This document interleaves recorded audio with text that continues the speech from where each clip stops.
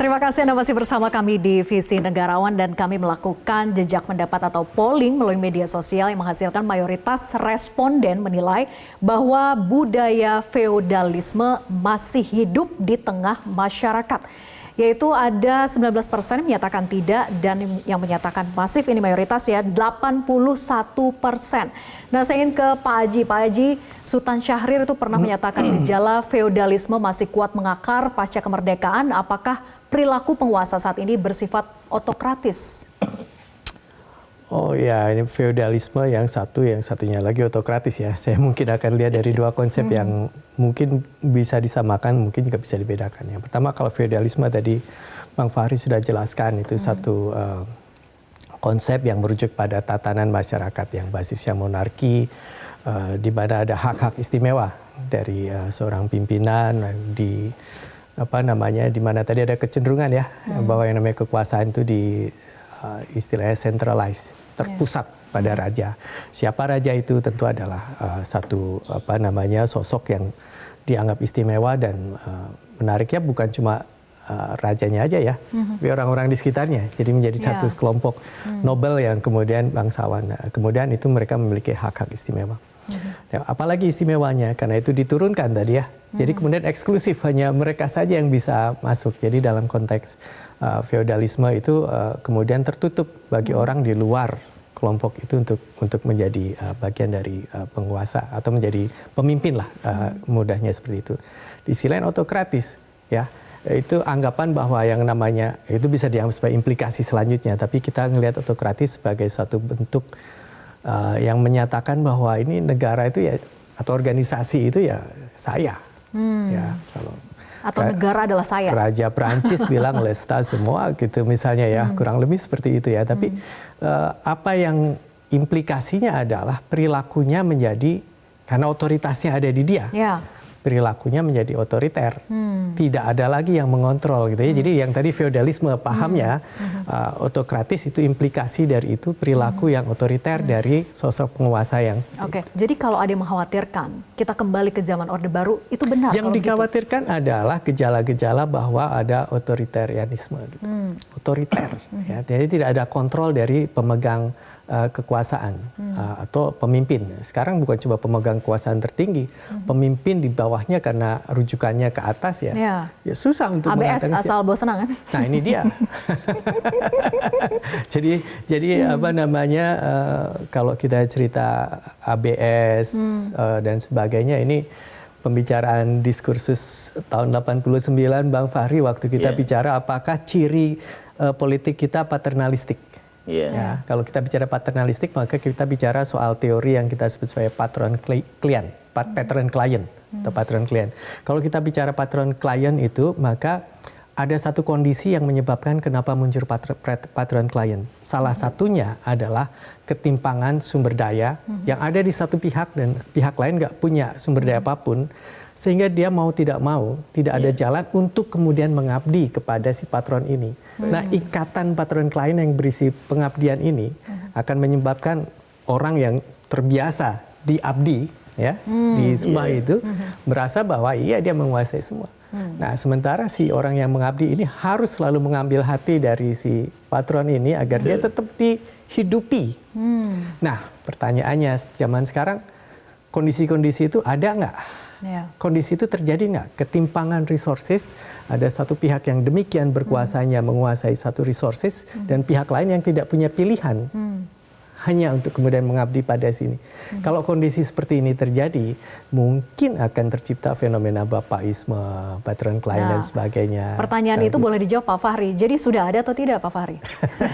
Ya, jadi sebenarnya ya kalau kita gali lebih lanjut ya dari formulasi yang tidak resmi ya dari budaya Jawa itu kita akan ketemu ya salah satunya yang paling gampang itu dengan lagu Tak Lelo Lelo Ledung itu.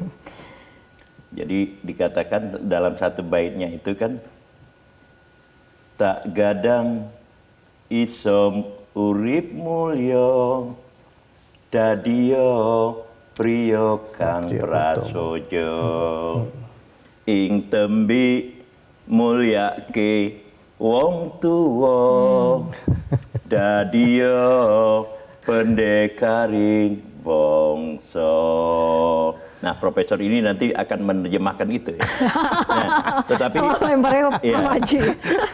tetapi begini ya, yang mau ditekankan di situ adalah bangsa ya, itu menjadi pusat dari perhatian gitu ya. Nah, untuk mencapai itu ya, seseorang itu harus ya, kelak dia pasti akan dewasa dan akan besar, maka kemudian Anda itu harus ya ingat jasa, gitu.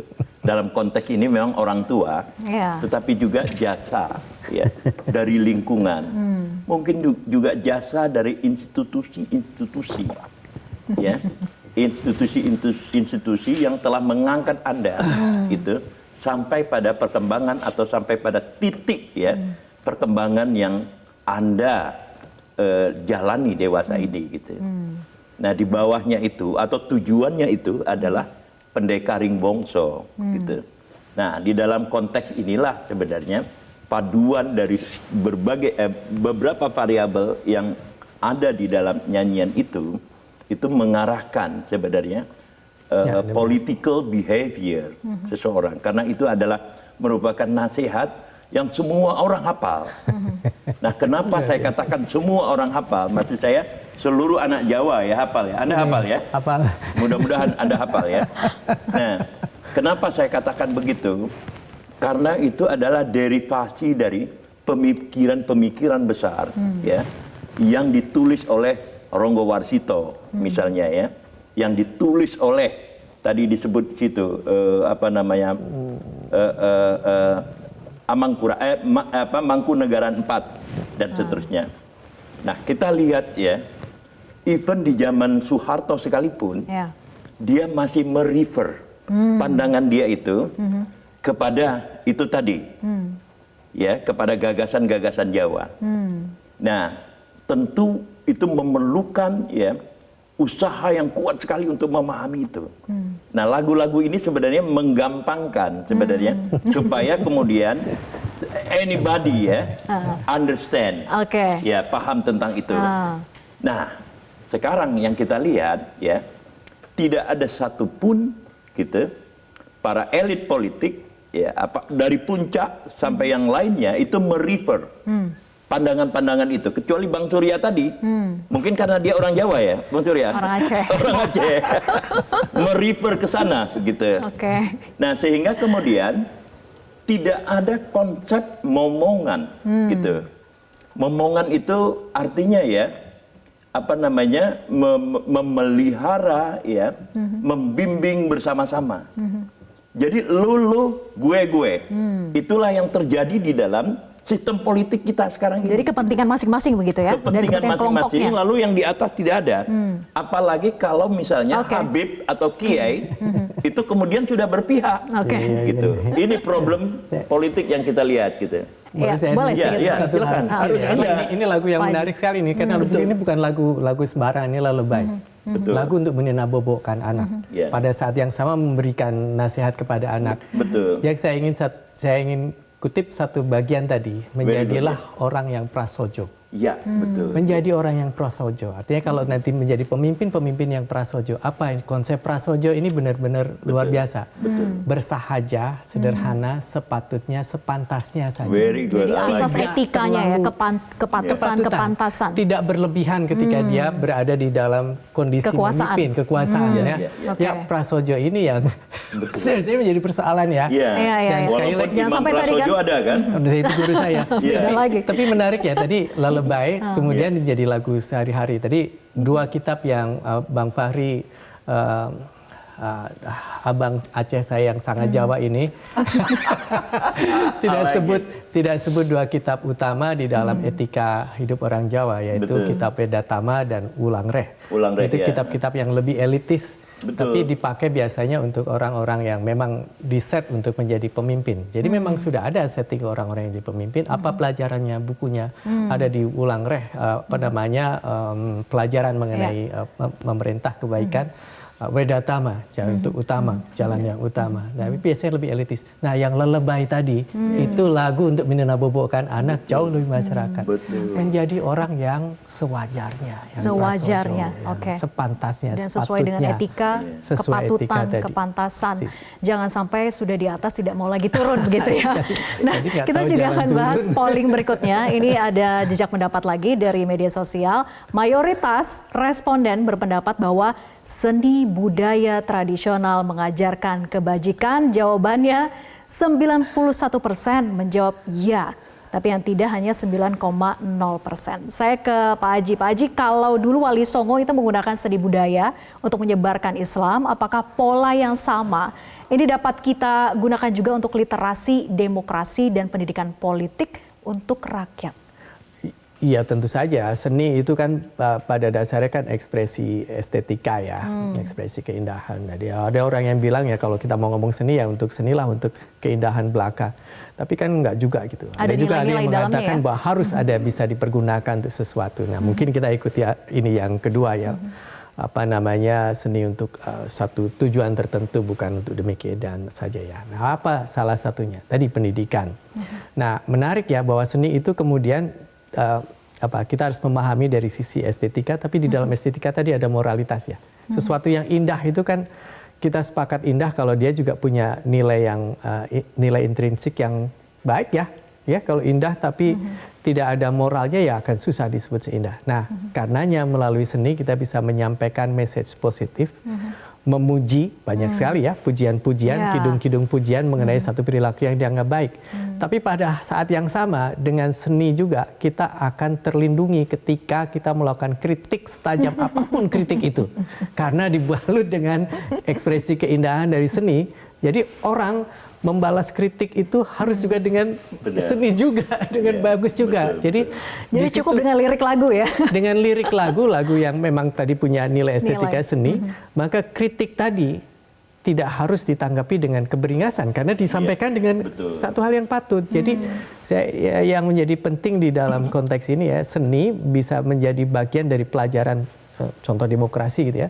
Tapi bukan sekedar seni dalam konteks memberikan pujian, mengagung-agungkan sesuatu yang terlihat baik ya, tapi juga pada saat sama mengungkapkan hal-hal yang negatif dengan cara baik, dengan cara seni. Dengan cara riang gembira. Dengan cara seni, dengan cara yang gembira, karena melalui seni itu orang yang melakukan kritik akan terlindungi dari sekedar mengkritik tanpa tanpa apa-apa ya, tapi ini ada seni jadi kritik tidak perlu marah begitu ya? Tidak perlu marah karena ada dibalut dengan satu estetika ya, seni ya. Oke. Nah, saya ke Pak Fahri. Kalau begitu, bagaimana dengan bentuk koreksi yang tepat jika rakyat ingin mengembalikan kondisi yang tadi ada ketimpangan, ketidakadilan? Bisakah sebetulnya rakyat yang mengembalikan itu? Bisa, sangat bisa. Disitulah kemudian untungnya demokrasi, ada mekanisme pemilihan umum, gitu. Mekanisme pemilihan umum ini, ya, itu harus dilaksanakan kalau kita ya 5 tahun sekali, gitu. Kalau Amerika 4 tahun sekali dan seterusnya, gitu. Nah, sebenarnya itu kan pesan untuk mengatakan bahwa selalu ada mekanisme self correction, gitu. Kita mengoreksi diri sendiri karena kita tahu bahwa kita akan dinilai ke depan, gitu. Nah, persoalannya adalah begini, mekanismenya sudah oke, gitu ya. Tetapi kemudian elit itu tidak kemudian merumuskannya untuk memberikan pencerdasan kepada masyarakat. Jadi membiarkan kebodohan. Gitu. Boleh Anda katakan seperti itu, atau boleh mengalihkan pikiran, lelebay itu tadi, gitu ya. Nah, salah satu contohnya adalah bahwa kita mengelak perdebatan yang terbuka. Adu gagasan. Adu gagasan. Nanti itu KPU sudah menentukan, tidak ada ya perdebatan antar wacapres, gitu. Sudah ditentukan oleh KPU. Nanti ada 5 kali, gitu. Perdebatan, tapi semuanya pasang memasang. Tidak ada perdebatan antar capres, gitu. Cawapres, gitu. Nah, ini membuat ya kita kemudian tidak bisa melihat potensi ya. Each of them, masing-masing dari mereka gitu. Yang kedua adalah bahwa kemudian merubah diri gitu, menjadi sosok yang lucu gitu. Hanya gimmick belaka Ya, sosok yang disesuaikan dengan digital generation. Kekinian. Yang disebut dengan Gen Z, ya, generasi Z yang sukanya begitu. Dia tidak punya merasa kewajiban untuk melakukan pendidikan dan pencerdasan justru kepada generasi Z itu tadi, gitu loh.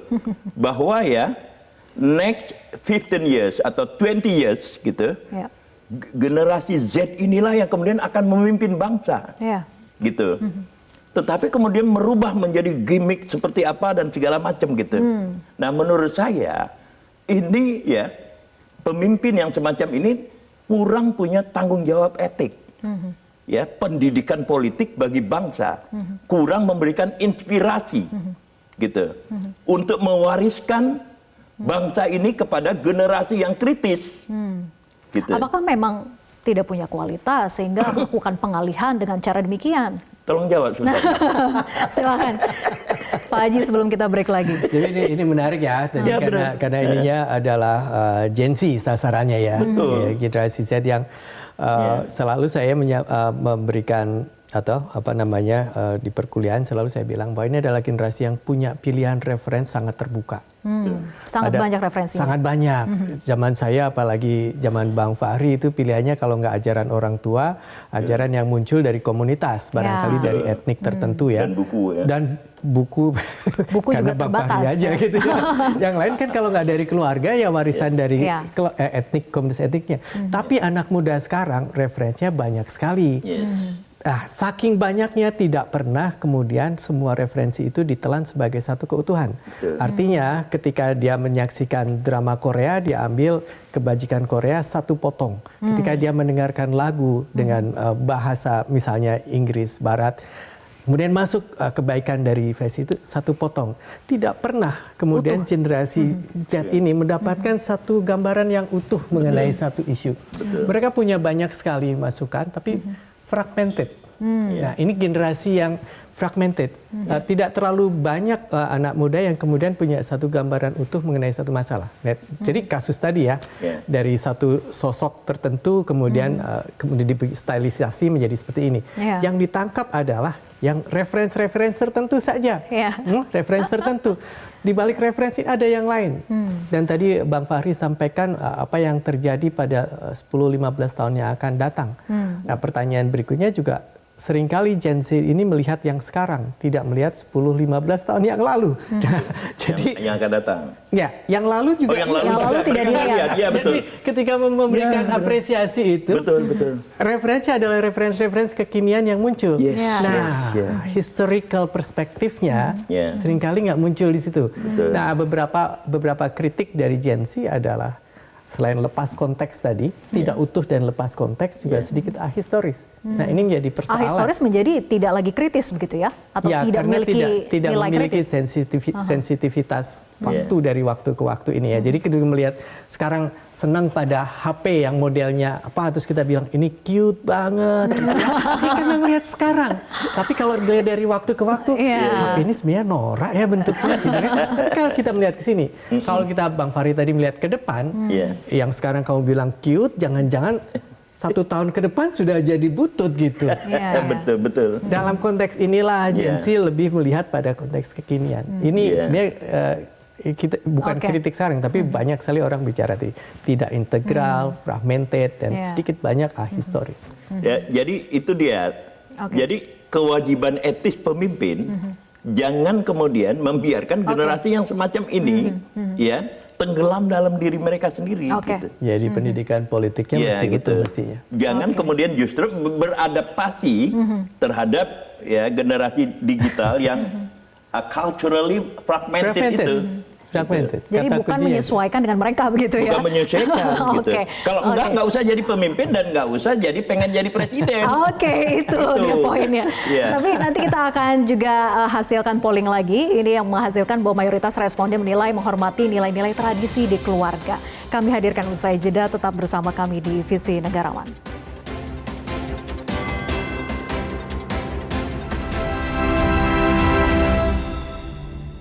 Jelajahi cara baru mendapatkan informasi. Download Metro TV Extend sekarang.